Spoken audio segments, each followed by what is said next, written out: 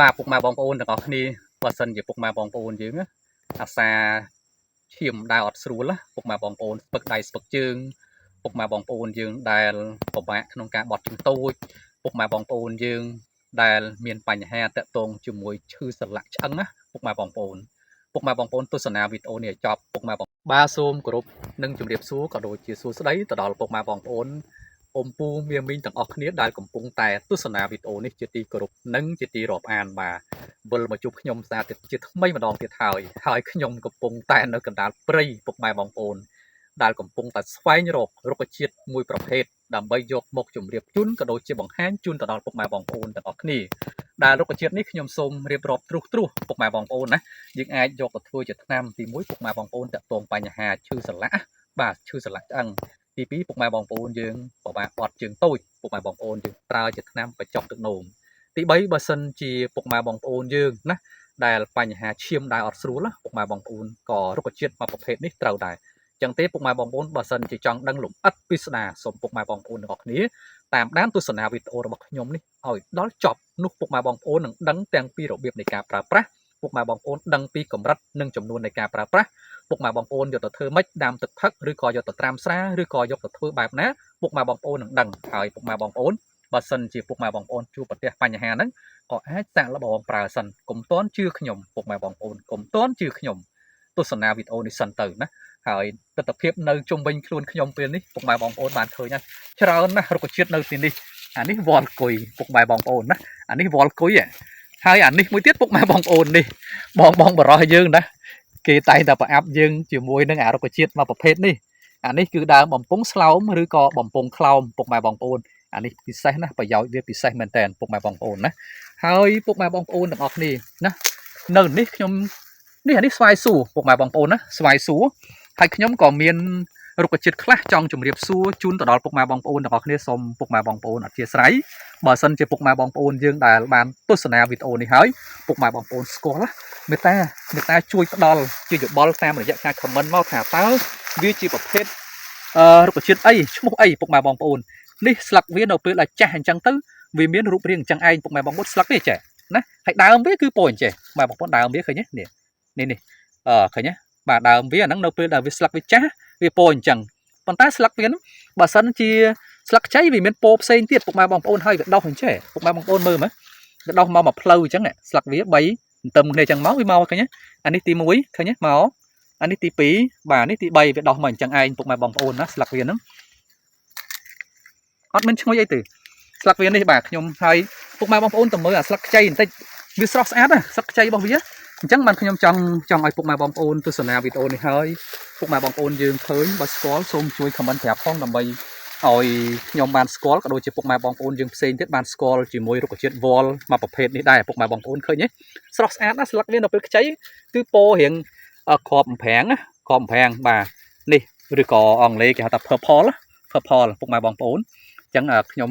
សូមយោបល់ពុកម៉ែបងប្អូនផងណាតោះទៅទស្សនាជាមួយរុក្ខជាតិដែលខ្ញុំបានជម្រាបជូនថាយើងយកវាទៅធ្វើជាថ្នាំទី1ជួយសម្រួលចលនាឈាមឲ្យដើរបានស្រួលទី2ពុកម៉ែបងប្អូនយើងពិបាកបត់ជើងតូចហើយទី3ពុកម៉ែបងប្អូនយើង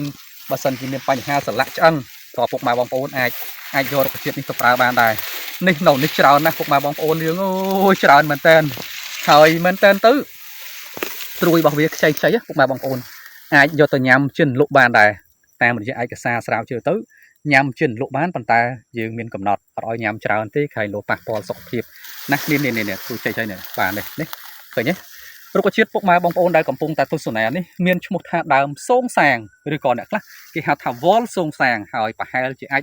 មានឈ្មោះផ្សេងក្រៅពីនេះទៀតបើសិនជាពុកម៉ែបងប្អូនទស្សនាវីដេអូនេះហើយនៅស្រុកភូមិពុកម៉ែបងប្អូនគេហៅឈ្មោះអីផ្សេងទៀតក៏សូមជួយ comment ប្រាប់ផងណាប៉ុន្តែសម្រាប់ឯកសារដែលខ្ញុំស្រាវជ្រាវឃើញទៅគឺដើមនេះមានឈ្មោះថាវល់សូងសាងឬក៏ដើមសូងសាងពុកម៉ែបងប្អូនណាជាបន្តទៅទៀតនេះនៅពេលដែលពុកម៉ែបងប្អូនទស្សនាហើយកាមេរ៉ាយើងព្យាយាមចាប់ណាយកស្លឹកយកត្រួយរបស់វាឲ្យពុកម៉ែបងប្អូនបានឃើញបានស្គាល់ហើយខ្ញុំក៏នឹងរៀបរាប់បន្ថែមជាមួយនឹងអត្ថប្រយោជន៍របស់ដើមសូងសាងនេះចែកជូនទៅដល់ពុកម៉ែបងប្អូនយើងទាំងអស់គ្នាបានដឹងផងដែរពុកម៉ែបងប្អូនណាចំពោះដើមសូងសាងនេះពុកម៉ែបងប្អូនណាយើងអាចយកទៅធ្វើជាឱសថសម្រាប់ព្យាបាលជំងឺបានបាទផ្នែកដែលយើងយកទៅប្រើប្រាស់គឺរុក្ខជាតិទាំងមូលពុកម៉ែបងប្អូនណា មានតាំងពីដើមមានតាំងពីស្លឹកមានតាំងពីឫសឬក៏មើមហើយត្រួយរបស់វាបាទត្រួយរបស់វាហើយត្រួយនេះយើងអាចញ៉ាំបានប៉ុន្តែពុកម៉ែបងប្អូនតែតិចតួចទេព្រោះអីញ៉ាំច្រើនទៅធ្វើយើងពុលដែរតាក់ទងជាមួយត្រួយរបស់ដើមសូងសាងនេះពុកម៉ែបងប្អូនណាអញ្ចឹងខ្ញុំសូមជម្រាបជូនតាក់ទងជាមួយឫសរបស់វាមុនពុកម៉ែបងប្អូនណាយើងអាចយកទៅដាំទឹកផឹកណាសម្រាប់ព្យាបាលទី1គឺបញ្ចុះទឹកនោមពុកម៉ែបងប្អូនទី2គឺសរសៃប្រសាទទី3គឺធ្វើឲ្យឈាមយើងដើរបានស្រួលអានេះចំពោះឫសរបស់ដើមសូងសាងមួយទៀតតាក់ទងជាមួយមើមអាហ្នឹងវាមានមើមទៀតបាទបងប្អូនណាវាមានរសជាតិល្វីងហើយយើងអាចប្រើជាថ្នាំបញ្ជាក់សម្រាប់បញ្ចុះទឹកនោមទម្លាក់ព្រូនតេញ៉ាឬក៏យើងហៅជំងឺឫសដូងបាទមួយទៀតចំពោះដើមហើយនឹងស្លឹកបាទដើមនិងស្លឹករបស់ដើមសូងសាងនេះ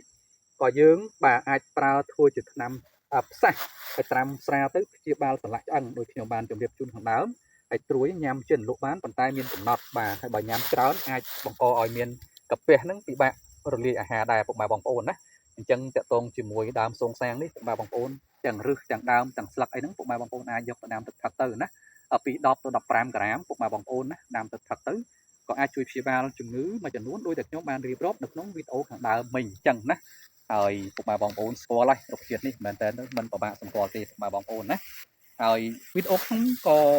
មានតែប៉ុណ្្នឹងទេពុកម៉ែបងប្អូនណាតកតងជាមួយនឹងការដែលយើងមកនេះយើងជួបជាមួយដើមសូងសាងហើយយើងបានបង្ហាញពីអត្ថប្រយោជន៍ចែកជូនទៅដល់ពុកម៉ែបងប្អូននៅនាទីចុងក្រោយនេះខ្ញុំចង់បញ្ជាក់ជូនទៅដល់ពុកម៉ែបងប្អូនថាខ្ញុំ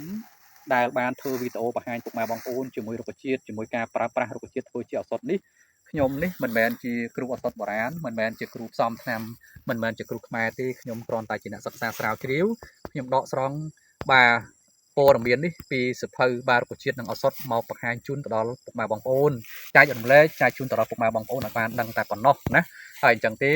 នៅពេលដែលពុកម៉ែបងប្អូនមានបញ្ហាសុខភាពមួយចំនួនពុកម៉ែបងប្អូនត្រូវតែបញ្ញាប់ទៅពីគ្រូយោបល់ស្វែងរកការព្យាបាលពីគ្រូពេទ្យពីវិជ្ជបណ្ឌិតដែលមានជំនាញច្បាស់លាស់ពុកម៉ែបងប្អូនណាហើយបើសិនជាពុកម៉ែបងប្អូនធ្វើការព្យាបាលហើយនៅតែមិនបានធូរស្រាលពុកម៉ែបងប្អូនទាំងអស់គ្នាក៏អាចងាករកការព្យាបាលតាមបែបបុរាណរបស់យើងគឺប្រើថ្នាំបុរាណតាក់ទងជាមួយឫសឈើមើមឈើអីដោយដែលខ្ញុំបានជម្រាបជូនអញ្ចឹងហើយការកំណត់ឬក៏របៀបប្រើប្រាស់កម្រិតនៃការប្រើប្រាស់មានអស់ហើយពុកម៉ែបងប្អូនណាអញ្ចឹងទេពុកម៉ែបងប្អូនវីដេអូខ្ញុំក៏មានតែប៉ុណ្្នឹងដែរបើសិនជាពុកម៉ែបងប្អូនគិតថាមានប្រយោជន៍សូមជួយ share សូមជួយចែករំលែកបន្តបាទជាចុងក្រោយក៏សូមជម្រាបលាសូមអរគុណ